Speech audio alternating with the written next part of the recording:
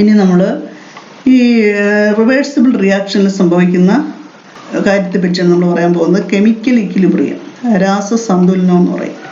അത് reversible reaction അല്ലെങ്കിൽ ഉഭയദിശ പ്രവർത്തനങ്ങളിൽ സംഭവിക്കുന്ന കാര്യമാണ്. അപ്പോൾ അതിനെ പറ്റിയുള്ള ഒരു ഗ്രാഫാണ് ഇവിടെ കൊടുത്തേക്കുന്നത്. രാസസന്തുലനം അല്ലെങ്കിൽ കെമിക്കൽ ഇക്വിലിബ്രിയം. അപ്പോൾ ആ കെമിക്കൽ ഇക്വിലിബ്രിയത്തിൽ ആ ഗ്രാഫിലേക്ക് നോക്കണം. ആ ഇമ്പോർട്ടൻ്റ് ആയിട്ടുള്ളൊരു ഗ്രാഫാണ്. ആ ഗ്രാഫും കെമിക്കൽ ഇക്വിലിബ്രിയം എന്ന ഹെഡിങ് കൊടുത്തിട്ട് ആ ഗ്രാഫ് വരയ്ക്കണം. വരച്ചിട്ട് അതിൽ കൊടുത്തിരിക്കുന്ന കാര്യങ്ങൾ അടയാളപ്പെടുത്തി നോക്കണം. എന്തൊക്കെയാണ് അതിൽ കൊടുത്തിരിക്കുന്നത് നോക്കൂ. എക്സ് ആക്സിസും വൈ ആക്സിസും.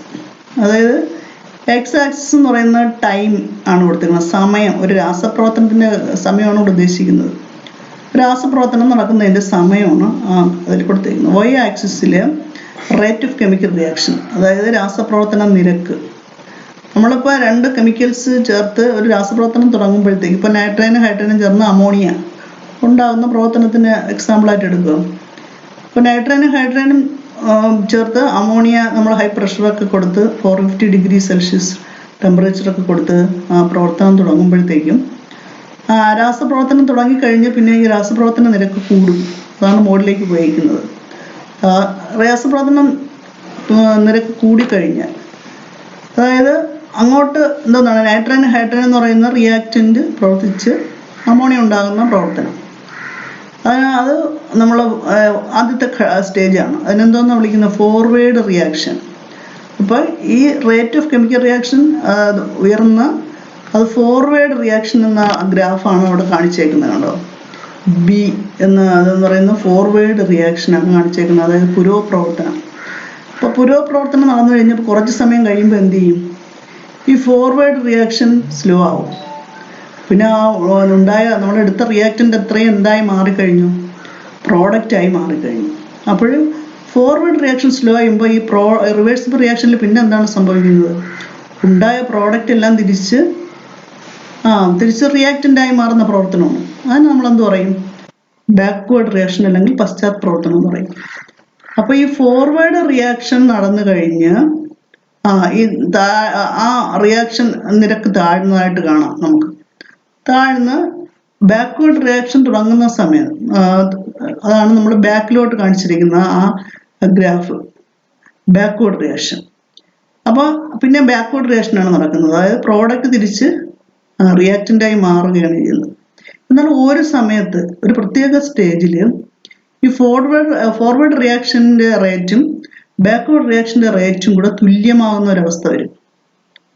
അതാണ് അവിടെ എ എന്ന പോയിന്റിൽ അടയാളപ്പെടുത്തിയിരിക്കുന്നത്. ഫോർവേഡ് റിയാക്ഷൻ്റെ ഗ്രാഫും ബാക്ക്വേർഡ് റിയാക്ഷൻ്റെ ഗ്രാഫും കൂടി ചേരുന്ന ഒരു പോയിന്റ്, അതിനെയാണ് ഇക്വിലിബ്രിയം സ്റ്റേറ്റ് എന്ന് പറയും, സന്തുലനാവസ്ഥ എന്ന് പറയും, ഇക്വിലിബ്രിയം സ്റ്റേറ്റ്. ഇപ്പോൾ equilibrium state, forward reaction, backward reaction, ഇത്രയും കാണിച്ചിരിക്കുന്ന ഗ്രാഫാണ് നമ്മുടെ ആ ഫിഗറിൽ കാണിച്ചിരിക്കുന്നത്. അപ്പോൾ അത് വരച്ച് അടയാളപ്പെടുത്തിക്കൊണ്ട് ഇനി എന്താണ്? What happens to rate of forward reaction and backward reactions as time progress. ഇപ്പോഴും നമ്മളിപ്പോൾ ഒരു റിയാക്റ്റൻ്റ് എടുത്ത് രണ്ട് നൈട്രജനും ഹൈഡ്രജനും എടുത്ത്, അപ്പോൾ ആദ്യം ഫോർവേഡ് റിയാക്ഷൻ നടക്കും. അപ്പോൾ ഫോർവേഡ് റിയാക്ഷൻ അത് ആദ്യം കൂടും. റേറ്റ് ഓഫ് ഫോർവേഡ് റിയാക്ഷൻ കൂടി ഒരു പ്രത്യേക സമയം എത്തുമ്പോൾ റിയാക്റ്റൻ്റ് മുഴുവനും പ്രോഡക്റ്റായി മാറിക്കഴിഞ്ഞു. അപ്പോൾ വാട്ട് ഹാപ്പൻസ്? അപ്പോൾ ആ ഫോർവേഡ് റിയാക്ഷൻ ഡിക്രീസ് ചെയ്യും. പിന്നെ എന്താണ് സംഭവിക്കുന്നത്? പിന്നെ ബാക്ക്വേർഡ് റിയാക്ഷനാണ് ഇൻക്രീസ് ചെയ്യുന്നത്. അപ്പോൾ ടൈം പാസസ്, അതായത് സമയം കഴിയുന്തോറും forward reaction decreases and backward reaction increases. Forward റിയാക്ഷൻ്റെ തോത് കുറയുകയും, അതായത് പുരോപ്രവർത്തന വേഗത കുറയുകയും പശ്ചാപ്രവർത്തന വേഗത കൂടുകയും ചെയ്യുന്നു. Identify the point at which the rate of both forward and backward reaction becomes equal. എന്നിട്ട് ആ പോയിന്റ് നിങ്ങൾ ഐഡന്റിഫൈ ചെയ്യാനാണ് പറഞ്ഞേക്കുന്നത്. ഫോർവേഡ് റിയാക്ഷൻ ബാക്ക്വേർഡ് റിയാക്ഷനും തമ്മിൽ ചേരുന്ന ആ പോയിന്റിന് ഇക്വിലിബ്രിയം സ്റ്റേറ്റ് എന്ന് പറയും, സ്റ്റേറ്റ് ഓഫ് ഇക്വിലിബ്രിയം, രാസസന്തുലനം. അപ്പോൾ അതിനെ പറ്റിയാണ് ഇനി അടുത്ത് പറയുന്നത്. എന്താണ് രാസസന്തുലനം? എന്താണ് കെമിക്കൽ ഇക്വിലിബ്രിയം? അപ്പോൾ എന്താണ് കെമിക്കൽ ഇക്വിലിബ്രിയം? അതിൻ്റെ definition: chemical equilibrium is the stage of which the rate of forward reaction becomes equal to the rate of backward reaction in a reversible reaction. ഒരു ഉഭയദിശാ പ്രവർത്തനത്തിൽ രാസസന്തുലനം എന്ന് പറയുന്നത് എന്താണ്? പുരോപ്രവർത്തനത്തിൻ്റെയും പശ്ചാപ്രവർത്തനത്തിൻ്റെയും നിരക്ക് തുല്യമാകുന്ന ആ അവസ്ഥയ്ക്കാണ് എന്ന് പറയുന്നത് രാസസന്തുലനം എന്ന് പറയുന്നത്. അതിന് ഇംഗ്ലീഷിൽ നമുക്ക് എങ്ങനെ ഡിഫൈൻ ചെയ്യാം? Chemical equilibrium is the stage at which the rate of forward reaction becomes equal to that of backward reaction in a reversible reaction. അതായത് in a reversible reaction, the stage at which the rate of forward reaction becomes equal to that of backward reaction. ഒരു reversible റിയാക്ഷനിൽ forward റിയാക്ഷനും backward റിയാക്ഷനും equal ആകുന്ന ആ സ്റ്റേജിനെയാണ് chemical equilibrium രാസസന്തുലനം എന്ന് പറയുന്നത്. പുരോപ്രവർത്തനവും പശ്ചാപ്രവർത്തനവും തുല്യമാകുന്ന അവസ്ഥയ്ക്ക്. ഇനി എന്തൊക്കെയാണ് ഒരു റിവേഴ്സിബിൾ റിയാക്ഷനിൽ കെമിക്കൽ ഇക്വിലിബ്രിയം ത്തിൻ്റെ ക്യാരക്ടറിസ്റ്റിക്സ് എന്തൊക്കെയാണ്? അതിൻ്റെ സ്വഭാവങ്ങൾ. അതായത് എങ്ങനെയുള്ള ഒരു സിസ്റ്റം എന്ന് പറഞ്ഞാൽ ഒരു കെമിക്കൽ റിയാക്ഷനിലാണ് ഈ ഇക്വിലിബ്രിയം ഉണ്ടാകുന്നത്. അതിലെന്തോന്നൊക്കെയാണ് സംഭവിക്കുന്നത്? ഇക്വിലിബ്രിയം ആയിരിക്കുന്ന ഒരു രാസ പ്രവർത്തനത്തിൽ അതിൻ്റെ പ്രത്യേകതകൾ എന്തൊന്നൊക്കെയാണ്? അതാണ് ഇവിടെ കൊടുത്തിരിക്കുന്ന 3-4 പോയിന്റ്. 4 പോയിന്റ് ഉണ്ട്. അത് 4 പോയിന്റും പഠിച്ചു വെച്ചേക്കണം. ഏതെങ്കിലും 2 പോയിന്റ് ഒക്കെ എഴുതാനായിരിക്കും ചോദിക്കുന്നത്. ഏത് രീതിയിലാണോ പരീക്ഷയ്ക്ക് ചോദിക്കുക. What are the characteristics of equilibrium? അതായത് ഫസ്റ്റ് എന്ന് പറയുന്നത് ഈ ഇക്വിലിബ്രിയം സംഭവിക്കണമെങ്കിൽ at the equilibrium both the reactants and the products coexist. അതായത് അഭികാരങ്ങളും ഉൽപ്പന്നങ്ങളും ഒരു സഹവർത്തിത്വത്തോടെ പ്രവർത്തിക്കണം. അതായത് ഒരേപോലെ പ്രവർത്തിക്കണം. At the equilibrium both the reactants and the products coexist. ഒരുമിച്ച് പ്രവർത്തിക്കണം. എങ്കിലേ അത് ഇക്വിലിബ്രിയം സ്റ്റേറ്റിലേക്ക് എത്തുകയുള്ളൂ. പിന്നെ ഇക്വിലിബ്രിയം എന്ന് പറയുന്നത് എപ്പോഴാണ്? The rate of forward and backward reaction becomes equal. Forward റിയാക്ഷനും ബാക്ക്വേർഡ് റിയാക്ഷനും ഈക്വൽ ആകുമ്പോഴാണ് അതിനെ നമ്മൾ ഇക്വിലിബ്രിയം അല്ലെങ്കിൽ രാസസന്തുലനം എന്ന് പറയുന്നത്. അതാണ് 2 പോയിന്റ്. ഇനി 3-ാമത്തെ പോയിന്റ് എന്ന് പറയുന്നത് chemical equilibrium is dynamic at the molecular level. ഈ രാസസന്തുലനം എന്ന് പറയുന്നത് തന്മാത്രാ തലത്തിൽ ഗതികമാണെന്ന് പറയും. Chemical equilibrium is dynamic at the molecular level. ഇനി chemical equilibrium is attained in closed system. ഒരു ക്ലോസ്ഡ് സിസ്റ്റത്തിൽ മാത്രമേ കെമിക്കൽ ഇക്വിലിബ്രിയം സാധ്യമാവുകയുള്ളൂ. രാസസന്തുലനം എന്ന് പറയുന്നത് പിന്നെ തന്മാത്രാ തലത്തിൽ ഗതികമാണ്. കാരണം എന്നൊരു ക്വസ്റ്റ്യൻ ചോദിക്കുന്നതിൽ നിന്നും chemical equilibrium is dynamic at the molecular level. What is the reason? അതായത് അതിൻ്റെ ആൻസർ എന്ന് പറയുന്നത് എന്താണ്? When the system attain equilibrium, അതായത് the reaction takes place simultaneously അല്ലെങ്കിൽ continuously at the same rate. അതായത് ഒരു സിസ്റ്റം ഇക്വിലിബ്രിയത്തിൽ എത്തിയാലും the forward and backward reaction becomes continue. Forward റിയാക്ഷനും ബാക്ക്വേർഡ് റിയാക്ഷനും തുടർന്നുകൊണ്ടേയിരിക്കും. സെയിം റേറ്റിൽ എത്തിയാലും അവിടെ reaction does not stop. Reaction നിലയ്ക്കുന്നില്ല. അപ്പോൾ തന്മാത്രകൾ ചലിച്ചുകൊണ്ടേയിരിക്കും. അതുകൊണ്ടാണ് it is dynamic at the molecular level എന്ന് പറയുന്നത്. ഇനി chemical equilibrium is attained in closed system. Chemical equilibrium ഒരു സംവൃത വ്യൂഹത്തിൽ അല്ലെങ്കിൽ ക്ലോസ്ഡ് സിസ്റ്റത്തിലേ സാധ്യമാവൂ എന്ന് പറയാൻ കാരണം എന്താണ് ഈ ക്ലോസ്ഡ് സിസ്റ്റം എന്ന് പറയുന്നത്? അതായത് ക്ലോസ്ഡ് സിസ്റ്റം എന്ന് പറഞ്ഞാൽ നമ്മളിപ്പോൾ ഒരു റിയാക്ഷൻ ഒരു ചില കണ്ടീഷൻ വെച്ച് സ്റ്റാർട്ട് ചെയ്യും. ഇത്ര ടെമ്പറേച്ചർ, ഇത്ര പ്രഷർ, ഒരു മർദ്ദം ഇത്രയാണ്, അതിൻ്റെ താപനില എത്രയാണെന്നൊക്കെ വെച്ച് സ്റ്റാർട്ട് ചെയ്താൽ പിന്നെ അതിലൊരു ചേഞ്ചും വരുത്താൻ പാടില്ല. അപ്പോൾ ആ ക്ലോസ്ഡ് സിസ്റ്റം എന്ന് പറയുന്നത് അങ്ങനെയാണ്. On in which nothing new is added to the system. പുതുതായിട്ട് നമ്മൾ പിന്നെ അവിടെ അതിലൊരു ചേഞ്ചും വരുത്താൻ പാടില്ല. ടെമ്പറേച്ചറിലോ പ്രഷറിലോ ഇല്ലെങ്കിൽ നമ്മളുടെ റിയാക്റ്റൻ്റ് കൂടുതൽ ചേർക്കുകയോ അതിൽ നിന്ന് മാറ്റുകയോ ഒന്നും ചെയ്യാൻ പാടില്ല. അതാണ് nothing new is added to a system or nothing is removed from the system. ഒന്നും പുതുതായി ചേർക്കുകയോ അല്ലെങ്കിൽ അതിൽ നിന്നും നീക്കം ചെയ്യുകയോ ചെയ്യാത്ത ഒരവസ്ഥയ്ക്കാണ് ക്ലോസ്ഡ് സിസ്റ്റം എന്ന് പറയുന്നത്. അപ്പോൾ ഇക്വിലിബ്രിയം നടക്കണമെങ്കിൽ അത് ക്ലോസ്ഡ് സിസ്റ്റത്തിൽ മാത്രമേ നടക്കുകയുള്ളൂ, ഒരു സമൃദ്ധ വ്യൂഹത്തിൽ മാത്രമേ നടക്കുകയുള്ളൂ. അപ്പോൾ എന്താണ് ക്ലോസ്ഡ് സിസ്റ്റം എന്ന് മനസ്സിലായോ? അത് closed system is on in which nothing new is added. പുതുതായി ഒന്നും ആഡ് ചെയ്യാൻ പാടില്ല ആ സിസ്റ്റം. നമ്മൾ കെമിക്കൽ റിയാക്ഷൻ നടക്കുന്ന ആ സിസ്റ്റത്തിൽ nothing non is added, nothing is removed from the system. അതിൽ നിന്നൊന്നും നീക്കം ചെയ്യാനും പാടില്ല, നോൺ ഈസ് ആഡഡ്. അതിനെയാണ് നമ്മൾ ക്ലോസ്ഡ് സിസ്റ്റം എന്ന് പറയുന്നത്. അപ്പോൾ അതാണ് 4ാമത്തെ പോയിന്റ് എന്ന് പറയുന്നത്, chemical equilibrium is attained in closed system. അപ്പോൾ 4 പോയിന്റ് മനസ്സിലായല്ലോ. What are the characteristics of equilibrium? അതായത് at the equilibrium both the reactants and products coexist. ആഭികാരങ്ങളും ഉൽപ്പന്നങ്ങളും ഒരേപോലെ പ്രവർത്തിക്കുന്നു ഇക്വിലിബ്രിയം, സന്തുലനാവസ്ഥയിലുള്ള ഒരു വ്യൂഹത്തിൽ. ഇനി rate of forward and backward reaction becomes equal. Forward റിയാക്ഷനും ബാക്ക്വേർഡ് റിയാക്ഷനും തുല്യമായിരിക്കും. പുരോപ്രവർത്തനവും പശ്ചാപ്രവർത്തനവും തുല്യമായിരിക്കും. 2ാമത്തെ പോയിന്റ്. 3ാമത്തെ point, chemical equilibrium is dynamic at the molecular level. രാസസന്തുലനം എന്ന് പറയുന്നത് തന്മാത്രാ തലത്തിൽ ഗതികമാണ്. അതിൻ്റെ റീസൺ മനസ്സിലായല്ലോ.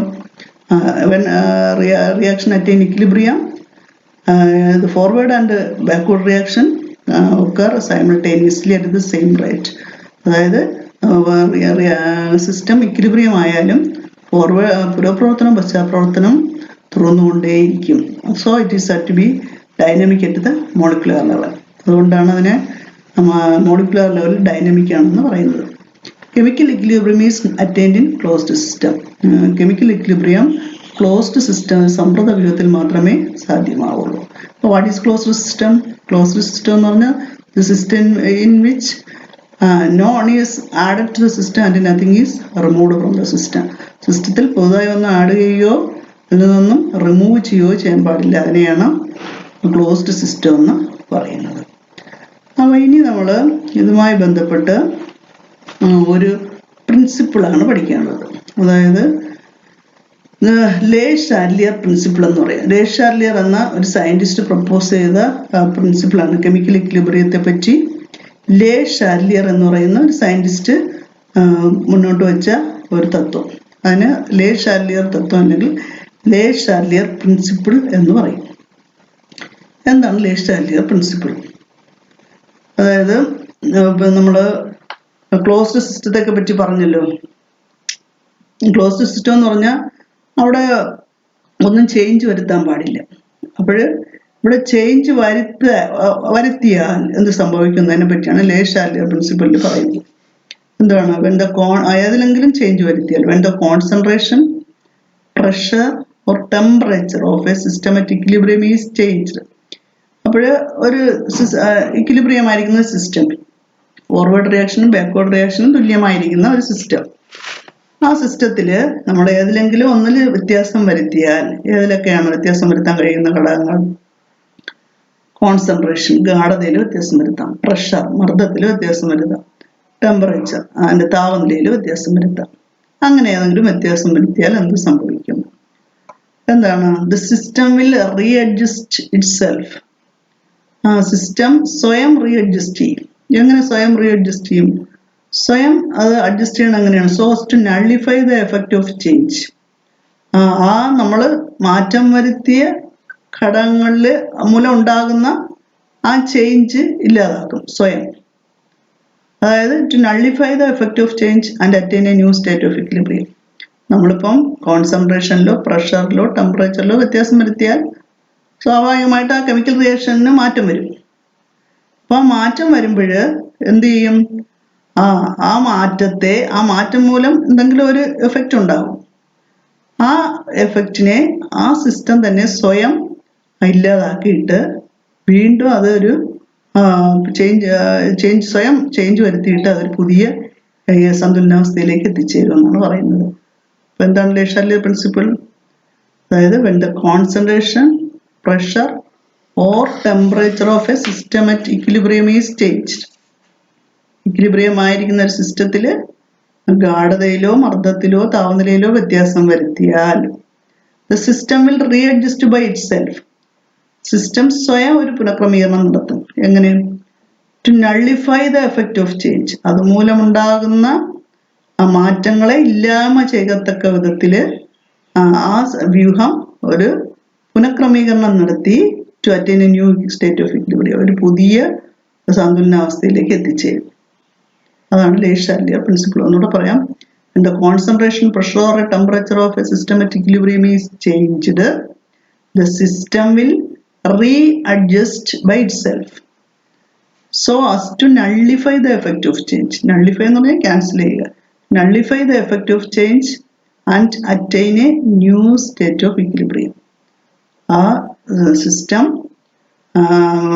റീഅഡ്ജസ്റ്റ് ചെയ്യും. ഇങ്ങനെ റീഅഡ്ജസ്റ്റ് ചെയ്യും, സ്വയം റീഅഡ്ജസ്റ്റ് ചെയ്യും. Nullify the effect of change, അതുമൂലം ഉണ്ടാകുന്ന ചേഞ്ചിനെ നള്ളിഫൈ ചെയ്തിട്ട് it attain a new state of equilibrium, അതൊരു പുതിയ ഈക്വിലിബ്രിയത്തിലേക്ക് എത്തിച്ചേരും. അപ്പോൾ ആ പ്രിൻസിപ്പിള് നന്നായിട്ട് വായിച്ച് മനസ്സിലാക്കുക.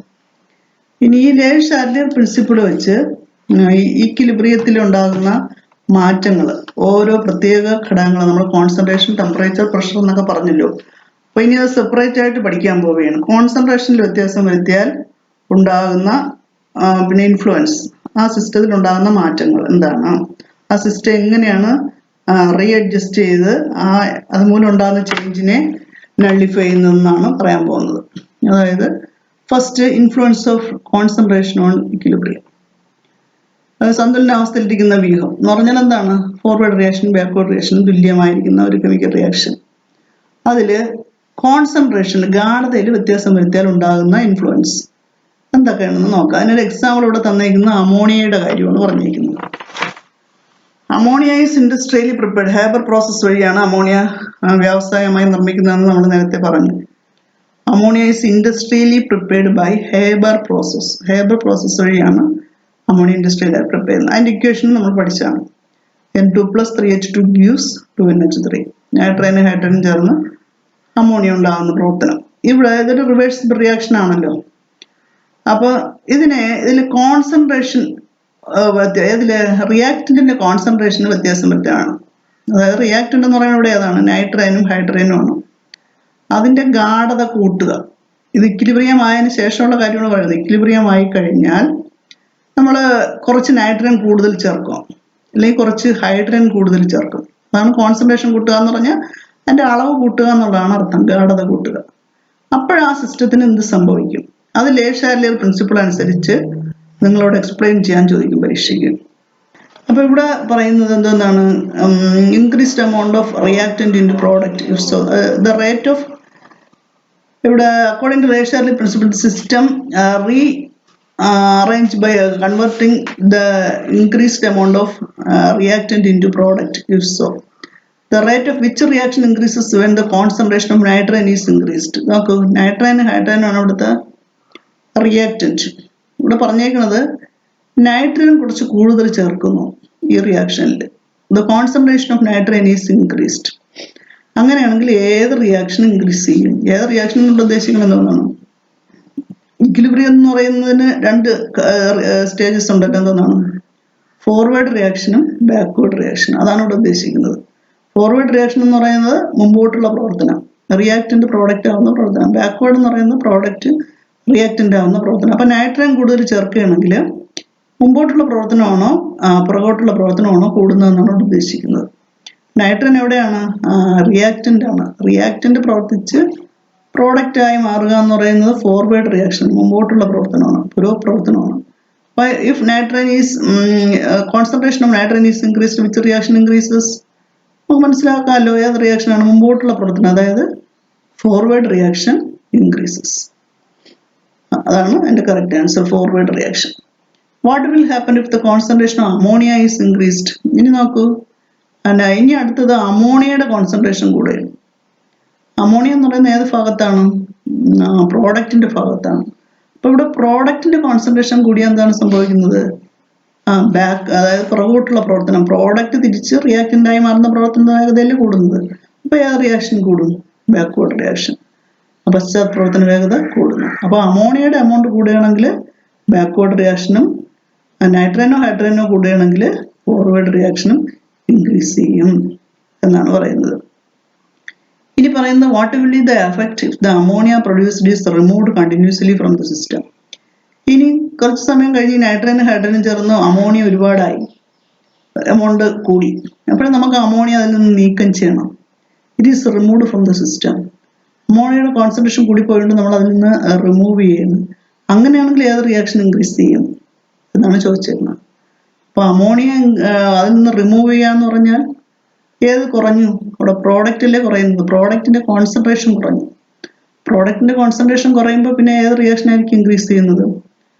പ്രോഡക്റ്റിന്റെ കോൺസെൻട്രേഷൻ കുറയുമ്പോൾ മുമ്പ് അതായത് മുമ്പോട്ടുള്ള പ്രവർത്തനം, അതായത് ഫോർവേഡ് റിയാക്ഷൻ ആണ് ഇൻക്രീസ് ചെയ്യുന്നത്. അപ്പോൾ if ammonia is removed from the system, concentration of product decreases, so the forward reaction increases.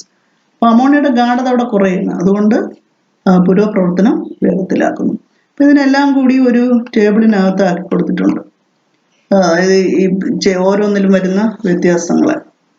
അപ്പോൾ ആദ്യം എന്ന് പറയുന്നത് more hydrogen is added action. നമ്മൾ ഈ നൈട്രജനും ഹൈഡ്രജനും ചേർന്ന് അമോണിയ ഉണ്ടാകുന്ന പ്രവർത്തനത്തിൽ ഹൈഡ്രജനും കൂടുതൽ ചേർത്തു. അപ്പോൾ അവിടെ ചേഞ്ച് ഓഫ് കോൺസെൻട്രേഷൻ, ഗാഢതയിൽ വരുന്ന വ്യത്യാസം. ഏതിൻ്റെ കോൺസെൻട്രേഷനാണ് കൂടുന്നത്? Increases the concentration of reactant. Hydrogen എന്ന് പറഞ്ഞാൽ റിയാക്റ്റൻ്റ് ആണല്ലോ, റിയാക്റ്റൻറ്റിൻ്റെ കോൺസെൻട്രേഷൻ കൂടുന്നു.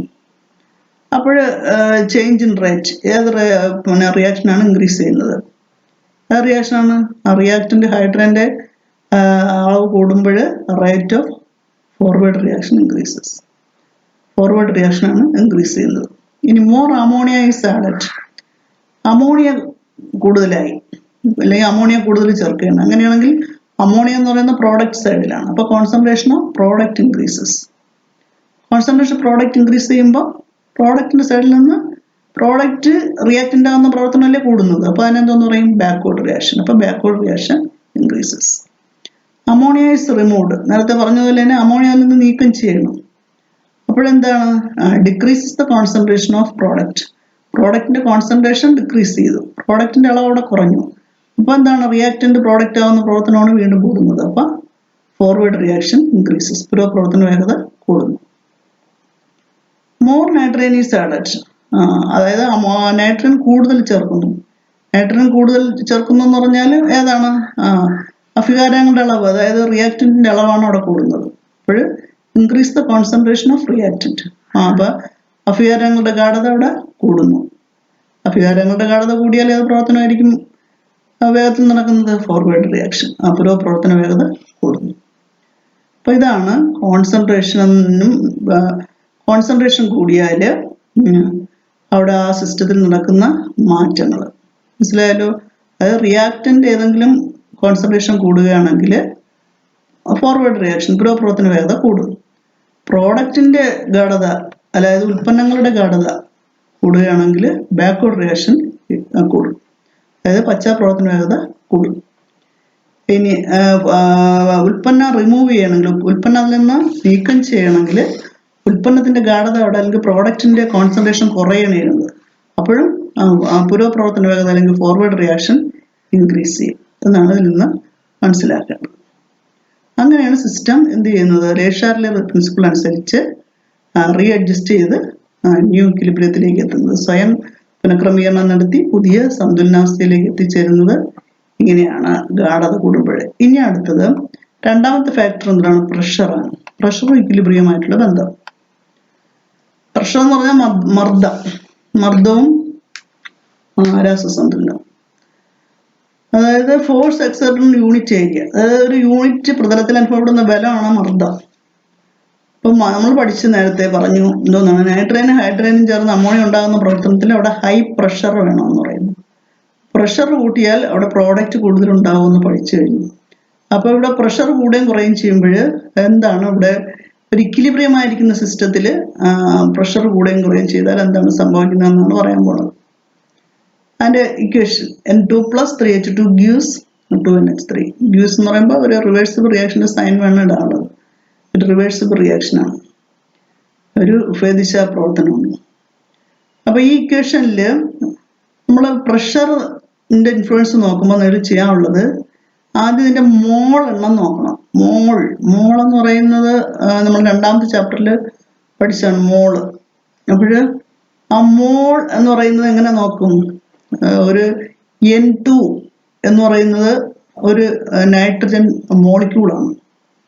അതായത് ഡൈ അറ്റോമിക് ആയതുകൊണ്ട് 2 ആറ്റം ചേർന്ന ഒരു നൈട്രജൻ മോളിക്യൂളാണ് N2. അപ്പോൾ അതിനെ നമ്മൾ ഒരു മോളായിട്ട് എടുക്കണം. ഒരു മോളെന്ന് പറഞ്ഞാൽ ഒരു മോളിക്യൂൾ തന്നെയാണ് മീൻസ് അർത്ഥമാക്കുന്നത്. അപ്പോൾ ഇവിടെ എത്ര മോൾ നൈട്രജൻ ഉണ്ട്? N2 എന്ന് മാത്രമേ എഴുതിയിട്ടുള്ളൂ, ഇടതുവശത്ത് ഒരു സംഖ്യയില്ല. അപ്പോഴത് ഒരു മോളായിട്ട് എടുക്കണം. ഒരു മോൾ നൈട്രജനും എത്ര ഹൈഡ്രജൻ? 3H2. അതായത് ഹൈഡ്രജനും ഡൈഅറ്റോമിക്കാണ്. ഒരു മോളിക്യൂൾ ഹൈഡ്രജൻ എന്ന് പറയുമ്പോൾ H2 എന്ന് മാത്രം എഴുതിയാൽ മതി. ഇപ്പോൾ ലെഫ്റ്റ് സൈഡിൽ ഇടത് സൈഡിൽ 3 ഇടുമ്പം 3 മോളിക്യൂൾ നൈട്രജൻ. അപ്പോൾ മോളും മോളിക്യൂളും ഏകദേശം ഒരുപോലെ തന്നെ. അപ്പോൾ total number in this equation, what is the total number of moles of the reactant molecules? അഭികാരങ്ങൾ എത്ര മോൾ ഉണ്ടെന്നാണ് ചോദിച്ചിരിക്കുന്നത്. റിയാക്റ്റന്റ് എത്ര? 1 mole nitrogen plus 3 mole hydrogen. 3 + 1 4. അപ്പോൾ 4 മോൾ റിയാക്റ്റന്റ് ഉണ്ട്. ഇനി വാട്ട് അബൌട്ട് ദ പ്രോഡക്റ്റ്? ഉൽപ്പന്നങ്ങളിൽ എത്ര മോളുണ്ട്? ഉൽപ്പന്നം എന്ന് പറയുന്നത് നൈട്രജൻ ഹൈഡ്രജൻ ചേർന്ന് അമോണിയ ഉണ്ടായി കഴിഞ്ഞു. അപ്പോൾ ഒന്നായിട്ട് എടുക്കണം. അമോണിയ എത്ര മോളുണ്ട്? NH3 എന്ന് പറയുന്നത് ഒരു മോളിക്യൂൾ അമോണിയാണ്. NH3 എന്ന് മാത്രം എഴുതിയാൽ ഒരു തന്മാത്ര അമോണിയ. അതിൻ്റെ ഇടത് സൈഡിൽ എത്ര കൊടുത്തേക്കുന്നു? 2 എന്ന് എഴുതുമ്പോൾ അത് മോളിക്യൂളിനെയാണ് റെപ്രസെന്റ് ചെയ്യണം. അത് തന്നെയാണ് മോൾ. അപ്പോൾ എത്ര മോൾ പ്രോഡക്റ്റ്? 2 മോൾ പ്രോഡക്റ്റ്. അപ്പം 4 മോൾ റിയാക്റ്റന്റും 2 മോൾ പ്രോഡക്റ്റുമാണ് ഇവിടെ ഉള്ളത്. അപ്പോൾ ഇവിടെ ഒരു റിവേഴ്സിബിൾ റിയാക്ഷൻ ആണല്ലോ. അപ്പോൾ ഫോർവേഡ് റിയാക്ഷനിൽ എന്താണ് നമ്മൾ അവിടെ കാണുന്നത്? 4 മോൾ റിയാക്റ്റന്റ് പ്രവർത്തിച്ച് 2 മോൾ പ്രോഡക്റ്റ് ഉണ്ടായി ഫോർവേഡ് റിയാക്ഷനിൽ. അപ്പോൾ അവിടെ അങ്ങോട്ട് പോകുമ്പോഴത്തേക്ക് അതിൻ്റെ വോളിയം കുറയണേന്ന്, അതിൻ്റെ വ്യാപ്തം കുറയണം, വോളിയം ഡിക്രീസ് ചെയ്യണേണ്. ഫോർവേഡ് റിയാക്ഷൻ്റെ റിസൾട്ട് എന്ന് പറയുന്നത് വോളിയം ഡിക്രീസ് ചെയ്യുന്നു. ഇനി ബാക്ക്വേർഡ് റിയാക്ഷൻ എന്ന് പറയുന്നത് എത്ര മോള്? 2 മോൾ അമോണിയാണ് അവിടെ ഉണ്ടായത്. 2 മോൾ പ്രോഡക്റ്റ് മോളിക്യൂൾസ് ഗിവ്സ് ബാക്ക്. ആ പ്രോഡക്റ്റ് റിയാക്ട് ചെയ്ത് എത്ര മോൾ റിയാക്റ്റൻ്റ് ഉണ്ടായി? 4 മോൾ. അപ്പോൾ അവിടെ വോളിയം ഇൻക്രീസ് ചെയ്തു. ബാക്ക്വേർഡ് റിയാക്ഷനിലാണെങ്കിൽ തിരിച്ചുള്ള റിയാക്ഷനിൽ 2 മോൾ അമോണിയം പ്രവർത്തിച്ച് 4 മോൾ ഹൈഡ്രജനായിട്ട് മാറുകയാണ് ചെയ്യുന്നത്. അപ്പോൾ ഇവിടെ നമ്മൾ ശ്രദ്ധിക്കാനുള്ളത്, നിങ്ങൾ ഇങ്ങനെ വിശദമായിട്ട് പറഞ്ഞാൽ ചിലപ്പോൾ മനസ്സിലാവില്ല. നിങ്ങൾ സിമ്പിളായിട്ട് ഓർമ്മിക്കാനുള്ളത്, ആദ്യം നിങ്ങൾ ഈ റിയാക്ഷനിൽ മോളെണ്ണം നോക്കുക. റിയാക്റ്റിൻ്റെ സൈഡിൽ മോളെണ്ണം, പിന്നെ പ്രോഡക്റ്റ് സൈഡിൽ മോളെണ്ണം നോക്കുക. എന്നിട്ട് പിന്നെ റിയാക്ഷൻ്റെ ഫലമായിട്ടാണ് കുറച്ച് മോളാണ് ഉണ്ടാകുന്നത്. പ്രഷർ കൂടുമ്പോൾ, അതായത് മോളുകളുടെ എണ്ണം കുറയുന്ന ഭാഗത്തേക്കുള്ള റിയാക്ഷനാണ് ഇൻക്രീസ് ചെയ്യുന്നത് എന്ന് മനസ്സിലാക്കുക. അപ്പോൾ ഇവിടെ നമ്മൾ നോക്കുമ്പോൾ 4 മോൾ റിയാക്റ്റിൻ്റെ ഭാഗത്തുമുണ്ട്. അത് പ്രവർത്തിച്ച് 2 മോൾ അമോണിയാണ് ഉണ്ടാകുന്നത്. അപ്പോൾ റിയാക്റ്റൻ്റ് പ്രവർത്തിച്ച് 4 മോൾ റിയാക്റ്റൻ്റ് പ്രവർത്തിച്ച് 2 മോൾ പ്രോഡക്റ്റ് ഉണ്ടാവുകയാണ് ഇവിടെ ചെയ്യുന്നത്. അപ്പോൾ ഏത് ഭാഗത്തോട്ടുള്ള റിയാക്റ്റൻ്റ് പ്രവർത്തിച്ച് പ്രോഡക്റ്റ് ഉണ്ടാകുന്ന ഭാഗം എന്ന് പറയുന്നത് ഫോർവേഡ് റിയാക്ഷൻ. അപ്പോൾ പ്രഷർ കൂടുമ്പോൾ സ്വാഭാവികമായിട്ടും ആ ഫോർവേഡ് റിയാക്ഷനാണ് ഇൻക്രീസ് ചെയ്യുന്നതെന്ന് മനസ്സിലാക്കുക. അതായത് മോളെണ്ണം കുറവുള്ള ഭാഗത്തേക്കുള്ള റിയാക്ഷൻ. അപ്പോൾ അതനുസരിച്ച് കുറേ ക്വസ്റ്റ്യൻസ് താഴെ കൊടുത്തിട്ടുണ്ട്. According to Le Chatelier principle, when pressure of a system at equilibrium is increased, the system will try to attain equilibrium by reducing pressure. Le Chatelier principle അനുസരിച്ച് ഒരു സിസ്റ്റത്തിൻ്റെ മർദ്ദം കൂടിയാൽ അല്ലെങ്കിൽ പ്രഷർ കൂടിയാൽ ആ സിസ്റ്റം സ്വയം പ്രഷർ കുറയ്ക്കാനാണ് നോക്കുന്നത്, അല്ലേ? അതിൻ്റെ new state of equilibrium, pressure reduce ചെയ്തിട്ട് അതൊരു പുതിയ ഇക്വിലിബ്രിയത്തിൽ എത്താനാണ് നോക്കുന്നത്. അപ്പോൾ ഇവിടെ നോക്കൂ, ഇതിൻ്റെ മാനുഫാക്ചർ അമോണിയയുടെ കേസ് എല്ലാത്തിലും ഒരേപോലെ അല്ല. ഇവിടെ നമുക്ക് ഇതായിട്ട് എക്സാമ്പിളായിട്ട് തന്നേക്കുന്ന അമോണിയയുടെ കാര്യമാണ്. അപ്പോൾ അതിൻ്റെ കാര്യം നോക്കുകയാണെങ്കിൽ, ഇത് manufacture of ammonia, the reaction in which direction results in the decrease in the number of molecules. അതായത് ഇതിൻ്റെ അമോണിയയുടെ കേസിൽ reaction in which directions results in the decrease in the number of molecules. അതായത് റിയാക്ഷൻ നടന്നു കഴിഞ്ഞാൽ, forward reaction നടന്നു കഴിഞ്ഞാലാണ് അവിടെ റിയാക്റ്റിൻ്റെ അളവാണ് അവിടെ കുറയുന്നത്. അപ്പോൾ ഏത് ഡയറക്ഷനിലാണ്? ഫോർവേഡ് റിയാക്ഷനിലാണ് പിന്നെ നമ്പർ ഓഫ് മോളിക്യൂൾസ് കുറഞ്ഞു വരുന്നത്. എന്നിട്ട് what happens when the pressure of the system is increased? അങ്ങനെയാണെങ്കിൽ ആ സിസ്റ്റത്തിൻ്റെ പ്രഷർ ഇൻക്രീസ് ചെയ്യുമ്പോൾ എന്താണ് സംഭവിക്കുന്നത്? അതായത് ഫോർവേഡ് റിയാക്ഷൻ്റെ ഫലമായിട്ട് പ്രോഡക്റ്റിൻ്റെ സൈഡിൽ മോളിക്യൂൾസ് കുറയാണ് ചെയ്യുന്നത്. അപ്പോൾ ആ ഭാഗത്തേക്കുള്ള റിയാക്ഷൻ ആയിരിക്കും ഇൻക്രീസ് ചെയ്യുന്നത്. അപ്പോൾ when pressure increases, forward reaction increases. അങ്ങനെയാണെങ്കിൽ what happens if the pressure of the system is decreased? അങ്ങനെയാണെങ്കിൽ പ്രഷർ കുറയുമ്പോൾ എന്താണ് സംഭവിക്കുന്നത്? അതിൻ്റെ നേരെ ഓപ്പോസിറ്റ് ആയിരിക്കുമല്ലോ. പ്രഷർ കൂടുമ്പോൾ ഫോർവേഡ് റിയാക്ഷൻ ഇൻക്രീസ് ചെയ്യും. അങ്ങനെയാണെങ്കിൽ പ്രഷർ കുറയുമ്പോൾ തിരിച്ച് ബാക്ക്വേർഡ് റിയാക്ഷനാണ് ഇൻക്രീസ് ചെയ്യുന്നത്. പശ്ചാത്തല പ്രവർത്തന വേഗതയാണ് കൂടുന്നത്. What happens if the pressure of the system is decreased? അത് പറഞ്ഞല്ലോ, അതായത് when pressure decrease, backward reaction increases. അപ്പോൾ in the manufacture of ammonia, why is a high pressure of 150 to 300 atm used? എന്നാൽ അമോണിയ ഉണ്ടാക്കുന്ന manufacture ചെയ്യുന്ന സമയത്ത് അവിടെ high pressure apply ചെയ്യുന്നെന്ന് പറയുന്നുണ്ട്. 150 മുതൽ 300 അറ്റ്മോസ്ഫിയറിക് പ്രഷർ വരെ പിന്നെ മർദ്ദം ഉപയോഗിക്കുന്നത് എന്തായിരിക്കും കാരണം? അതായത് ഇപ്പൊ നമ്മൾ പറഞ്ഞു കഴിഞ്ഞു, അമോണിയയുടെ ഈ കെമിക്കൽ റിയാക്ഷനിൽ പ്രഷർ കൂടിയാൽ ഫോർവേഡ് റിയാക്ഷൻ ഇൻക്രീസ് ചെയ്യുമെന്ന് പറയുന്നുണ്ട്. അപ്പോൾ ഫോർവേഡ് റിയാക്ഷൻ ഇൻക്രീസ് ചെയ്യാൻ അതിന്റെ റിസൾട്ട് എന്തായിരിക്കും? High amount of ammonia produced. അപ്പം പ്രഷർ കൂടുകയാണെങ്കിൽ ഫോർവേഡ് റിയാക്ഷൻ ഇൻക്രീസ് ചെയ്യും, അമോണിയ ഉണ്ടാകുന്നതിന്റെ അളവ് കൂടും. അതുകൊണ്ടാണ് അമോണിയ മാനുഫാക്ചർ ചെയ്യുമ്പം അവിടെ ഹൈ പ്രഷർ അപ്ലൈ ചെയ്യുന്നത്. അതിന്റെ ആൻസർ മനസ്സിലായല്ലോ. When high pressure is applied in the manufacture of ammonia, when high pressure is applied, the forward reaction increases and more amount of ammonia is produced. So high pressure is applied. അതായത് ammonia ഉണ്ടാകുന്ന സമയത്ത് ഉന്നത മർദ്ദം പ്രയോഗിച്ചാൽ പുരോപ്രവർത്തന വേഗത കൂടുകയും ammonia ഉണ്ടാകുന്നതിന്റെ അളവ് കൂടുകയും ചെയ്യുന്നു. അതുകൊണ്ടാണ് അമോണിയ വ്യവസായമായി ഉൽപ്പാദിപ്പിക്കുമ്പോൾ അവിടെ ഹൈ പ്രഷർ അപ്ലൈ ചെയ്യുന്നതിന് ഉന്നത മർദ്ദം പ്രയോഗിക്കുന്നത്. അപ്പോൾ അനലൈസ് ദ കെമിക്കൽ ഇക്വേഷൻ. ഇനി വേറൊരു കെമിക്കൽ റിയാക്ഷൻ, എല്ലാത്തിലും ഇതുപോലെയാണോ നോക്കൂ, അമോണിയ പോലെയാണ് മർദ്ദത്തിനുള്ള ഇൻഫ്ലുവൻസ് നോക്കൂ. വേറൊരു reversible reaction H2+I2 gives 2HI. Hydrogen അയഡിനും കൂടെ ചേർന്ന് ഹൈഡ്രജൻ അയഡൈഡ് ഒരു ഗ്യാസാണ്, അതുണ്ടാകുന്ന പ്രവർത്തനമാണ്. അത് ഒരു റിവേഴ്സിബിൾ റിയാക്ഷനാണ്. അപ്പം ഞാൻ പറഞ്ഞ ഒരു റിവേഴ്സിബിൾ റിയാക്ഷനിൽ പ്രഷറിന്റെ ഇൻഫ്ലുവൻസ് നോക്കാൻ ആദ്യം എന്താണ് ചെയ്യേണ്ടത്? മോളുകളുടെ എണ്ണം നോക്കണം. റിയാക്റ്റിന്റെയും പ്രോഡക്റ്റിന്റെയും സൈഡിലുള്ള മോൾ എണ്ണം നോക്കണം. ഇവിടെ ഹൈഡ്രജന്റെ അയഡിനും എത്ര മോളുണ്ട്? ഇവിടുത്തെ റിയാക്റ്റന്റ് ഏതൊക്കെയാണ്? ഹൈഡ്രജനും അയഡിനും എത്ര മോളുണ്ട്? H2I2. ഓരോ മോളിക്യൂൾ ഇതുപോലെ ഉള്ളൂ. ഹൈഡ്രജൻ ഒരു മോളിക്യൂൾ, അയഡിൻ ഒരു മോളിക്യൂൾ, 1+1 2 മോളുണ്ട്. പ്രോഡക്റ്റില് 2HI, hydrogen iodine 2 mole. What is the total number of mole of the reactant? 2 അല്ലേ? Hydrogen 1, 2. What about the product? പ്രോഡക്റ്റിലും 2. അപ്പോൾ ഇവിടെ നോക്ക്, here there is no change in the number of moles of the reactant and product. ഇവിടെ reactant സൈഡിലും product സൈഡിലും മോളെണ്ണത്തിൽ വ്യത്യാസം ഉണ്ടോ? ഇല്ല. അങ്ങനെയാണെങ്കിൽ ഇവിടെ പ്രഷറിന് എന്ത് ഇൻഫ്ലുവൻസ് ആണുള്ളത്? നമ്മൾ ഏത് സൈഡിലോട്ടുള്ള റിയാക്ഷൻ ഇൻക്രീസ് ചെയ്യുമെന്ന് പറയും? രണ്ട് സൈഡിലും തുല്യമല്ലേ? ഇപ്പോഴെന്ത് പറയാൻ പറ്റും? അവിടെ പ്രഷറിന് ഒരു ഇൻഫ്ലുവൻസും ഇല്ല എന്നേ പറയാൻ പറ്റും. അപ്പോൾ ഇതിന് ഒരു reversible റിയാക്ഷനിൽ if there is no change in the number of gaseous molecules in the reactant and product side, pressure will not have any effect on the chemical equilibrium. അപ്പോൾ ഇങ്ങനെ ഇതുപോലെയുള്ള പിന്നെ ഇക്വേഷൻസ് തന്നിട്ട് നിങ്ങൾക്ക് പ്രഷറിന്റെ ഇൻഫ്ലുവൻസ് ചോദിക്കും. ഇതാണ് നോക്കാനുള്ളത്. റിയാക്ടന്റ് സൈഡിലും product സൈഡിലും മോളെണ്ണം നോക്കുക. രണ്ടും ഈക്വൽ ആണെങ്കിൽ there is no influence on pressure. അവിടെ മർദ്ദത്തിന് യാതൊരു സ്വാധീനവും ഇല്ല. രണ്ട് സൈഡിലെയും മോളെണ്ണം തുല്യമാണെങ്കിൽ, റിയാക്റ്റിന്റെയും പ്രോഡക്റ്റിന്റെയും മോളെണ്ണം തുല്യമാണെങ്കിൽ അവിടെ മർദ്ദത്തിന് യാതൊരു സ്വാധീനവും ഇല്ല. There is no influence on pressure.